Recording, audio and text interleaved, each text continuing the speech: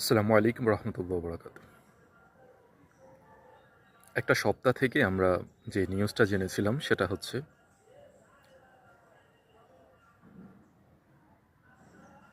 আজিজুর রহমান নামের একটা ছেলে তার মাকে মেরে হাত পা বেঁধে ডিপ ফ্রিজে রেখে দিয়ে বলছেন যে ঘরে ডাকাত ঢুকে তার মাকে মেরেছে। আমরা এমন করেই জানতাম ছেলেটাকে। আমরা এমন কেউ ছিলাম না যে ধিক্কার দেইনি, আর ধিক্কার দিবই না কেন। যে এত বড় একটা ন্যাক্কারজনক একটা কাজ বা ঘটনা ঘটাতে পারে, যে নিজের মাকে মেরে ফেলতে পারে, সে আসলে সমাজের জন্য বিষপোড়া বা আগাছা হিসেবে আমরা বিবেচনা করতেই পারি।